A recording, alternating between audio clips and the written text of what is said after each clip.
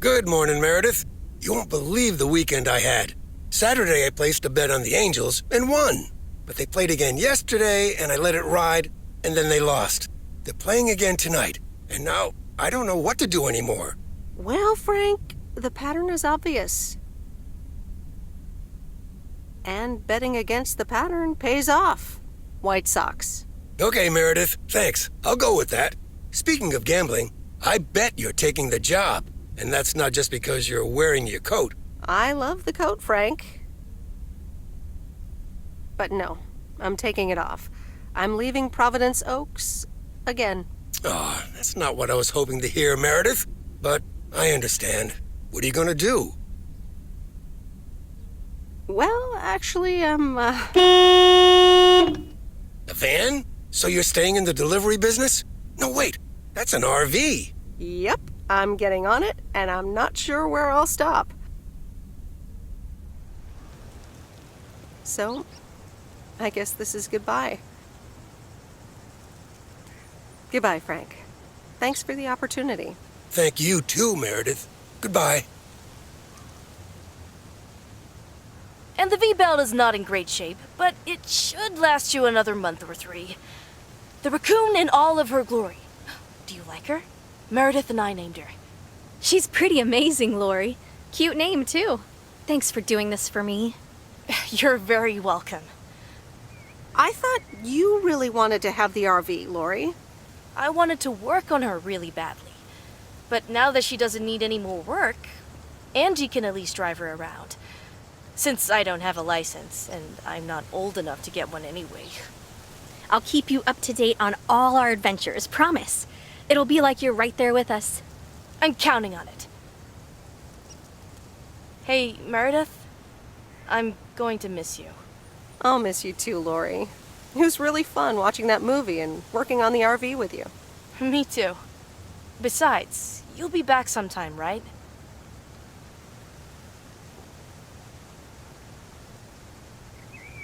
Of course. I have to check on my favorite engineer. You mean me? Ha! I'd love that. Safe travels, Meredith. Thank you, Lori.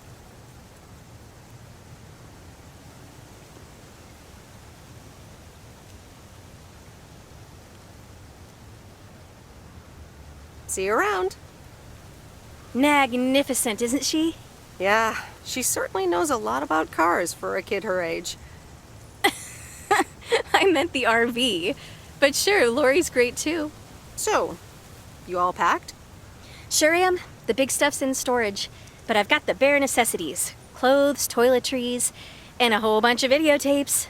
So, where are we going first? Yeah, about that. Hmm?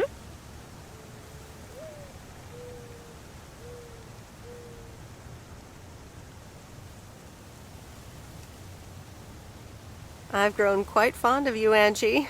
Hadn't you noticed? And here I was wondering if it was just my imagination. The feeling's mutual, babe.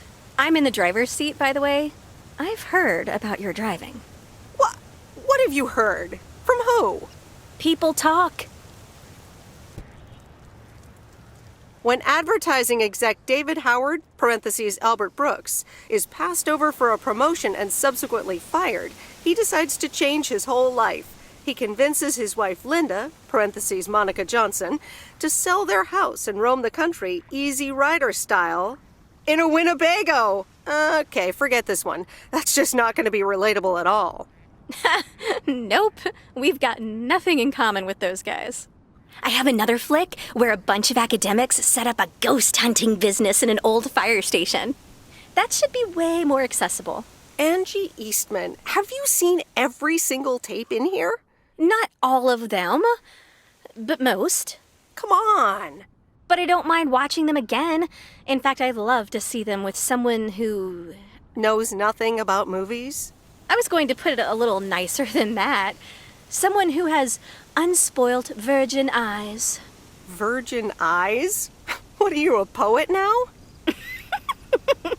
All right, well, Lost in America will unspool before these virgin eyes soon enough. Tell me about Stand By Me. It's about 4 kids from Oregon, right?